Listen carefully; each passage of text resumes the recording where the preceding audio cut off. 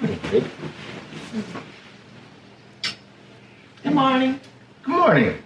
Today we are 2 minutes away from discussing genetic testing. I did jump the broom and looked at my testing, and it sent me into something.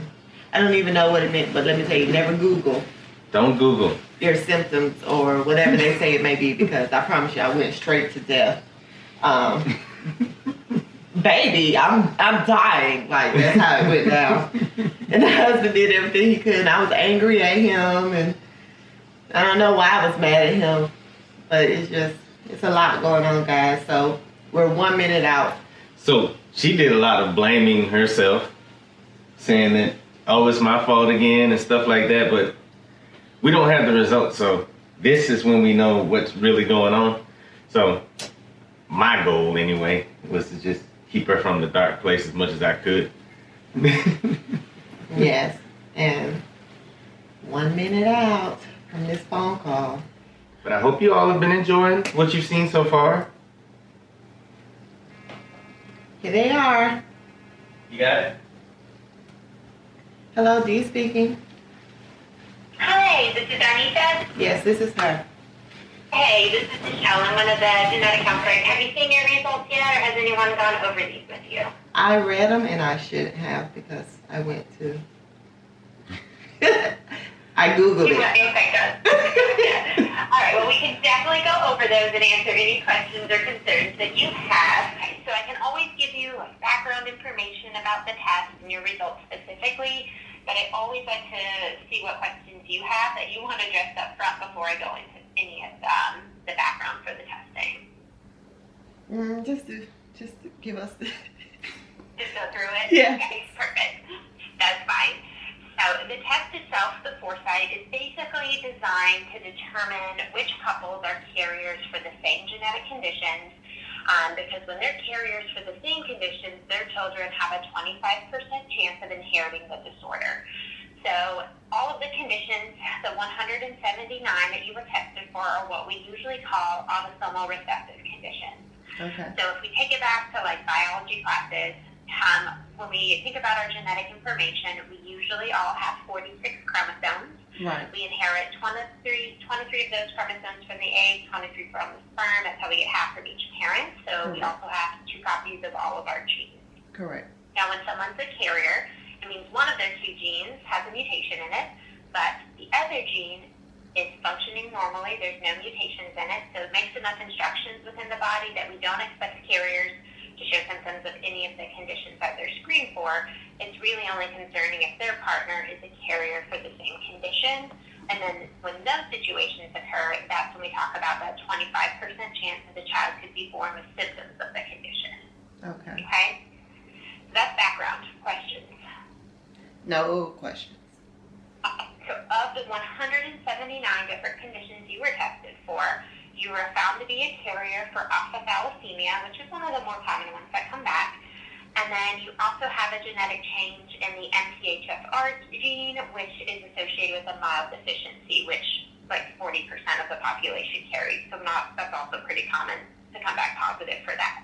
Oh. So really, of the 2, the one that we would recommend testing for your partner would be alpha thalassemia. Okay. So I'll focus on that one, but we'll still talk about the MTHFR as well. Okay. Okay. So alpha thalassemia is a little bit more unique than most of the conditions on the panel because it's actually caused when there are mutations in 2 separate genes.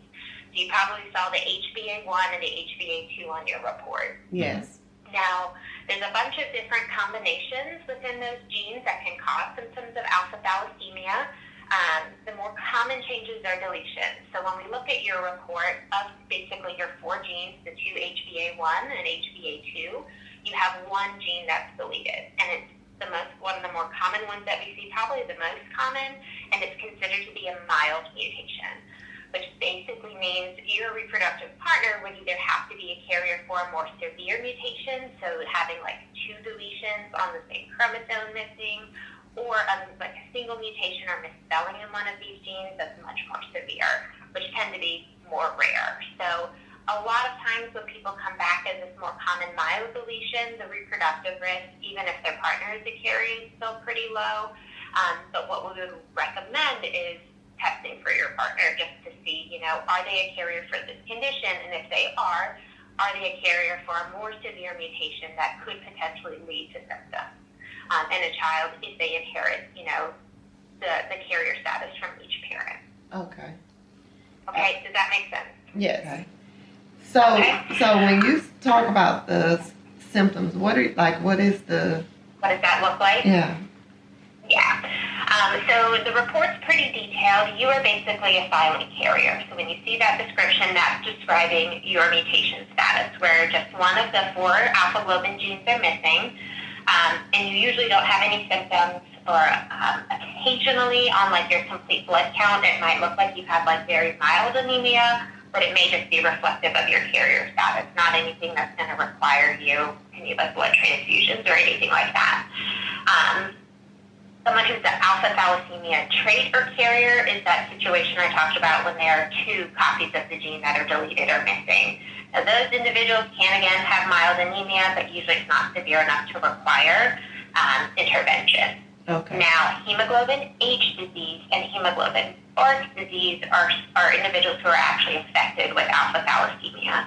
And so for hemoglobin H, that's when they are missing at least 3 copies of their genes, or they have a combination of a deletion and a severe mutation.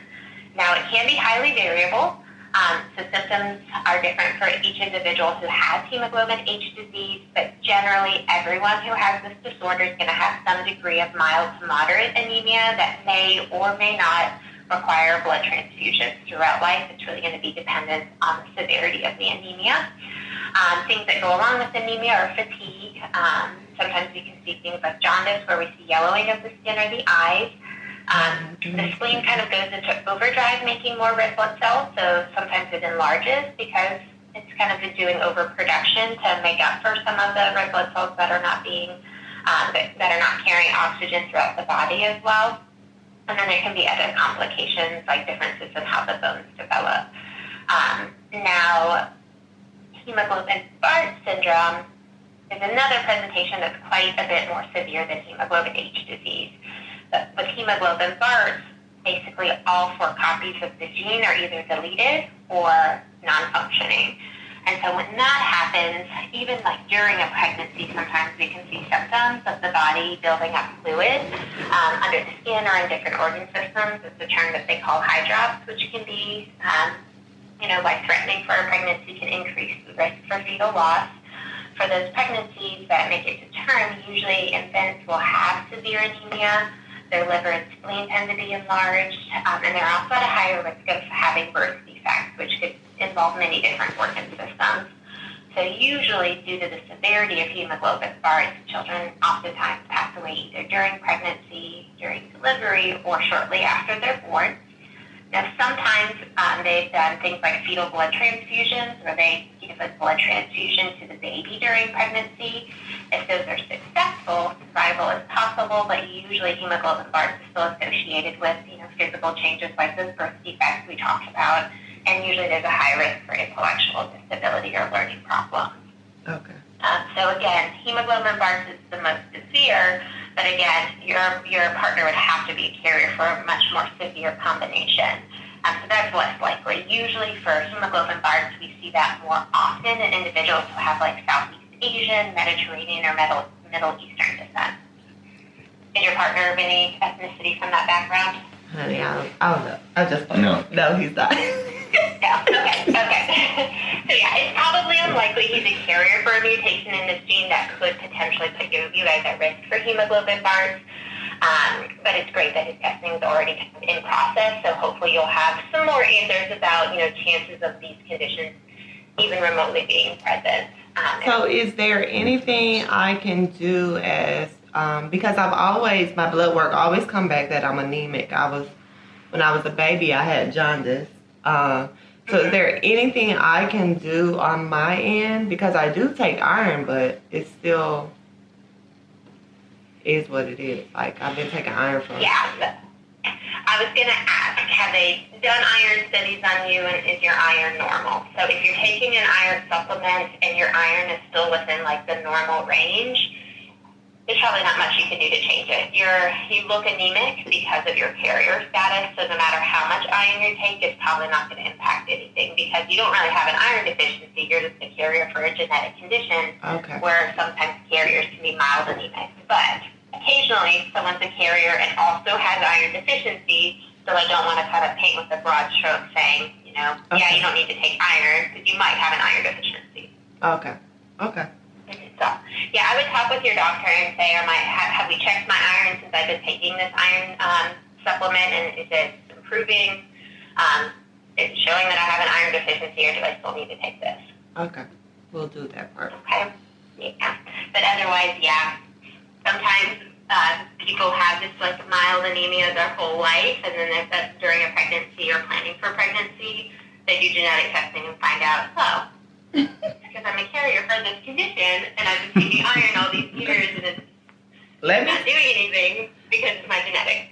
Exactly. Let me tell you, they need to put in the packet. Do not Google your symptoms until you talk to the genetic counselor because it automatically killed me. It said I had a short life expectancy and everything. I was in here crying. It's terrible. It was terrible. It was hard times. It was hard times in here. No, we don't expect that at all for you based on your carrier status. Okay. It's only if you had like 2 mutations that were severe and you only have 1. Okay. Perfect. Yeah. Go ahead. So what's the what? I have a question. I'm the husband. I have a question. So I was born, and it's weird. I don't know what it is, but I was born with my lymph nodes outside. Is that a genetic thing? But it went away. I don't know.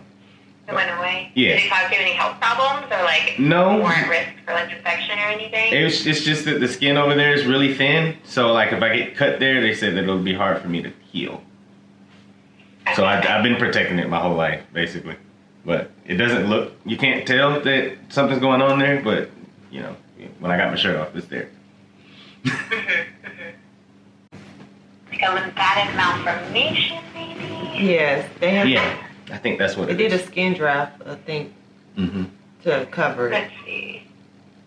So if it's genetic, I'm not sure if we even look for conditions that cause lymphatic malformations. I'm sorry, I'm probably going out on left field here.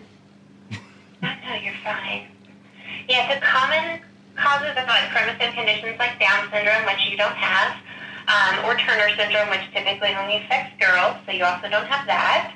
And then there's a condition called Noonan syndrome, which is usually associated with like varying degrees of learning problems, like increased risk for heart disease, and then like blood disorders, like early on in life. So if you didn't have any presentations associated with those conditions, I can't say there's no chance that it's genetic, but at least for the common causes, it doesn't sound like you might have one of those underlying causes. Okay. I was just checking. Thank you. Yeah. I mean, you can always ask your doctor and see if there's any referral that they would make based on being born with a lymphatic malformation. And if like a geneticist would offer testing or something like that. But I don't think our test, the carrier test, is going to assess for that. Okay. Any other questions before we talk about the MTHFR? No. All right, so MTHFR is a condition that sometimes can be associated with a slightly increased risk for neural tooth defects, which is called spina bifida. Have you guys ever heard of that condition? Yes.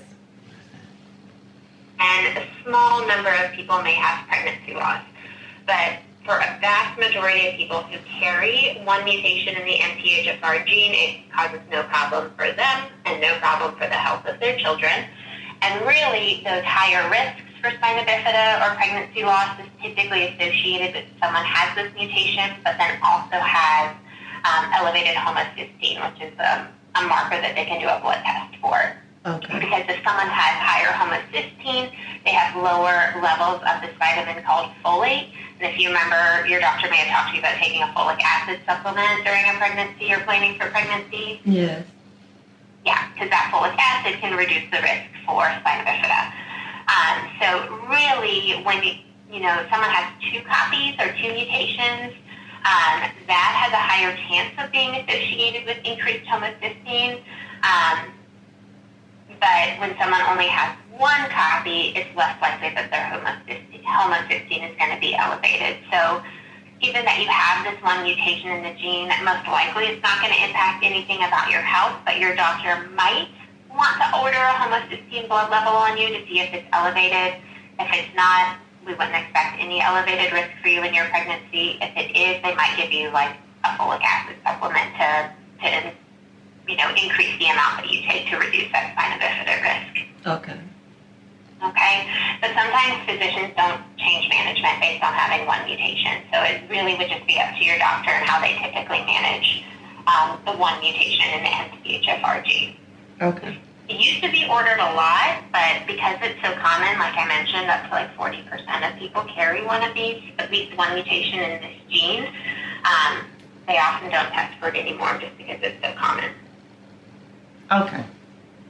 Okay. But yeah, otherwise, that one's a pretty common one to come back, and unless you have that higher homocysteine, I would say it's not going to impact anything about your health or how they manage you in pregnancy. Okay.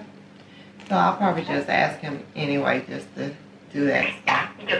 Right. Do I need to do homocysteine, or based on these results, are you going to change anything for me? Okay. Will you all be releasing this to Dr.? So they should already have a copy of your results. When they're finalized, they get released back to your doctor. Okay. What I will do is write up a consult note that just kind of discusses all of this, and then it'll go back to you, so you should see it in your Myriad Women's Health portal, and then it'll also go back to your doctor. Okay, perfect. And so how do we request you for Otis's test?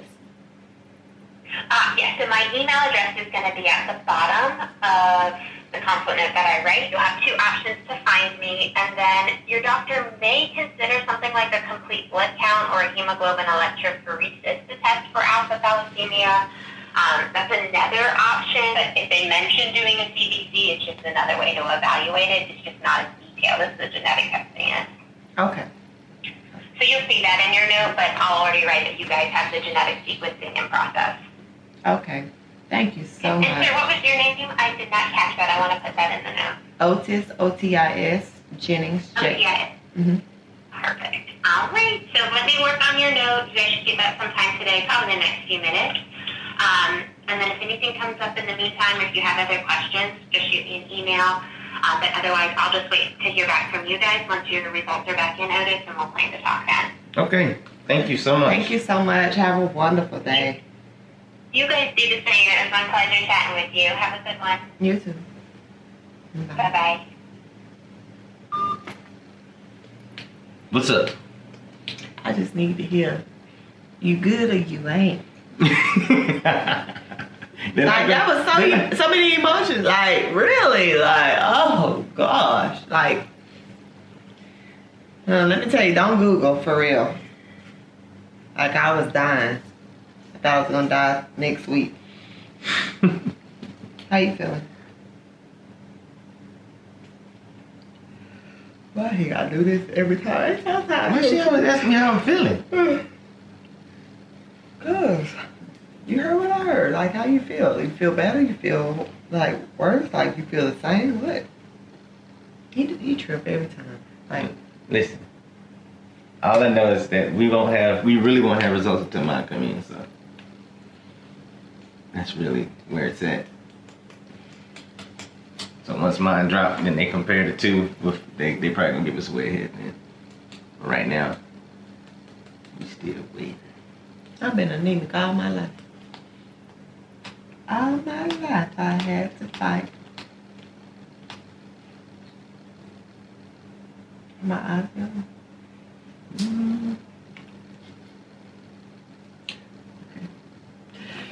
Okay, guys. I have to go to work. I feel a little bit better. We're just waiting on Otis's. They are ready to get on to the good stuff. Because I am. I'm ready to start this and let's get rolling on whatever we're going to do. Anticipation is making me anxious. Just need no yes or no. Eat them at the beginning. All right, y'all. Have an awesome rest of your day. Oh, I thought you did the peace.